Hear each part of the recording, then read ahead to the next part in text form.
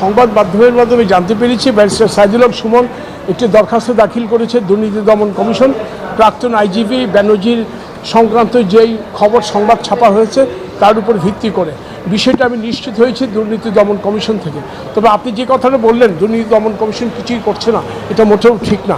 কারণ দেখুন, এটা এখনও মাত্র 1 মাসও হয়নি। তো যেহেতু একজন ব্যক্তি, উনি একজন ব্যারিস্টার, একজন মেম্বার অফ পার্লামেন্ট এবং একজন আইনজীবী সুপ্রিম কোর্টের, উনি যে দরখাস্ত দিয়েছে অবশ্যই দুদক তার আইন বিধি অনুযায়ী এটা দেখবে, যাচাই বাছাই করবে, মানে যাচাই বাছাই করে এটা কমিশনে প্লেস করবে। কমিশন যদি ইনকোয়ারি যদি মনে করে তথ্য উপাত্ত সঠিক আছে বা যাচাই বাছাইয়ের পর এটা দুর্নীতি দমন কমিশনের শিডিউলের মধ্যে পড়ে, অবশ্যই কমিশন আইনি যথাযথ ব্যবস্থা নেবে।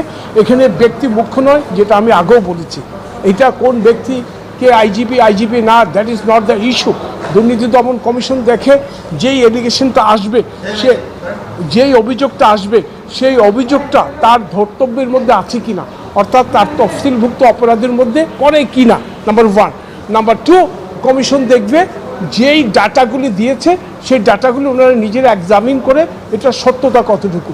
যদি সত্যতা পায় অবশ্যই কমিশন আইনানুগ তার বিরুদ্ধে যা করার সেটা অবশ্যই করবে। তবে এখানে অনেকগুলি ধাপ আছে। প্রথম ধাপটা হলো উনি আজকে যে দরখাস্ত দিয়েছেন এটা যাচাই বাছাই কমিটিতে যাবে, যাচাই বাছাই কমিটি এটা দেখবে, দেখার পরে ওনারা একটা সিদ্ধান্ত দিবে, সিদ্ধান্ত দিয়ে কমিশনে প্লেস করবে। কমিশন যাচাই বাছাই কমিটির সিদ্ধান্তের আলোকে কমিশন যদি মনে করে এখানে তথ্য উপাত্ত যেটা আছে অনুসন্ধান করা উচিত, অবশ্যই সেটা করবে। আর কমিশনের যদি ধর্তব্যের মধ্যে না পড়ে, প্লাস কমিশনের যদি এভিডেন্সটা ক্রেডিবল না হয়, তাহলে কমিশন সেই ক্ষেত্রে তো কীভাবে সিদ্ধান্ত নেবে সেটা তো আইনেই বলে দেওয়া আছে।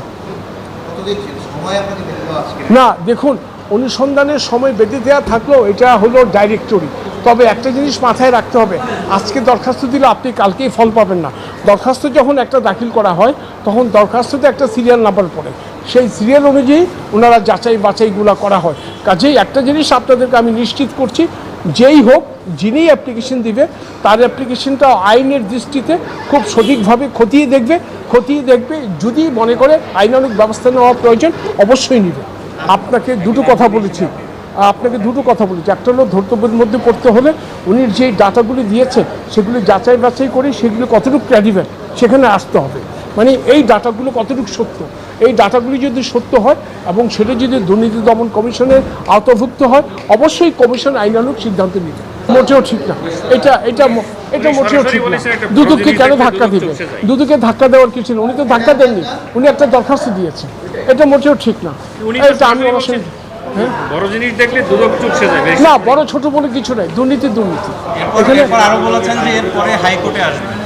উনি কী করবেন না করবেন সেটা তো ওনার ব্যাপার। উনি হাইকোর্টে আসবেন না, জজ কোর্টে যাবেন না, আপিল বিভাগে যাবেন না, প্রিভি কাউন্সিলে যাবেন, that is not our issue হলো উনি একটা দরখাস্ত দিয়েছে, কমিশন অত্যন্ত গুরুত্ব সহকারে উনি এটা নিয়েছেন।